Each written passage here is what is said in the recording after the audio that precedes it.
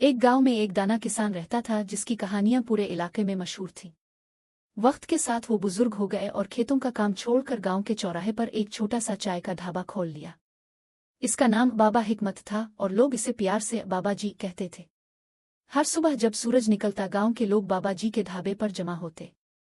किसान, दुकानदार और यहाँ तक के डॉक्टर भी वहां आते ताकि बाबा जी की मजेदार चाय के साथ उनकी दिलचस्प कहानियां सुन सके।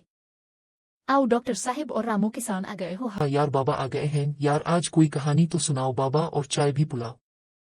एक दफा की बात है, मैं ट्रेन में सफर कर रहा था और साथ में एक प्रोफेसर भी बैठा था। प्रोफेसर थोड़ा बोर हो रहा था क्योंकि मैं आराम से मूंगफली खा रहा था और उसकी तरफ ज्यादा ध्यान नहीं दे रहा था।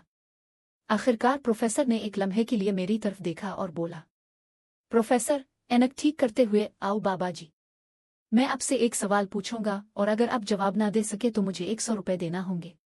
फिर आप मुझसे सवाल पूछेंगे, अगर मैं ना बता सका तो आपको 500 रुपए मिलेंगे। मैंने थोड़ी देर सोचा, फिर कहा, यानी आ तो 100 का नुकसान, आ 500 का फायदा। ये तो बहुत आसान है, चुल्लू खेलते हैं। प्रोफेसर ने सवाल किया, जमीन और चांद के दरमियान फासला कितना है? मैंने फौरन जेब से 100 रुपए निकाले और प्रोफेसर के हाथ पर रख दिए। प्रोफेसर हैरत से बोला, तुमने सोचा भी नहीं? मैंने मुस्कुराते हुए कहा, अरे भाई, मेरा दिमाग हिसाब किताब के लिए नहीं, खेत जोड़ने के लिए बना है। अब मेरी बारी थी। मैंने प्रोफेसर से कहा, अब आप मुझे बताएं, ऐसा कौन सा जानवर है जो पहाड़ चढ़ते वक्त 3 टांगों वाला होता है और नीचे आते वक्त 4 टांगों वाला? प्रोफेसर का दिमाग एकदम ब्रेक फेल ट्रक की तरह उलटने लगा।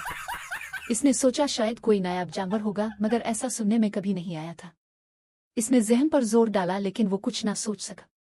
आखिरकार इसने मायूस होकर मुझे 500 रुपए दे दिए। मैंने फातिहाना मुस्कुराहट के साथ रकम ली और फिर आराम से सो गया। प्रोफेसर का मुंह खुला का खुला रह गया और बाकी सफर वो खिड़की से बाहर देखकर अपनी किस्मत को कोसता रहा। ये सुनकर पूरा ढाबा कहकहों से गूंज उठा और बाबा जी की दानाई की नई कहानी गांव में मशहूर हो गई। अगर आपको ये कहानी पसंद आई हो तो उर्दू स्टोरीज को सब्सक्राइब करना ना भूलें।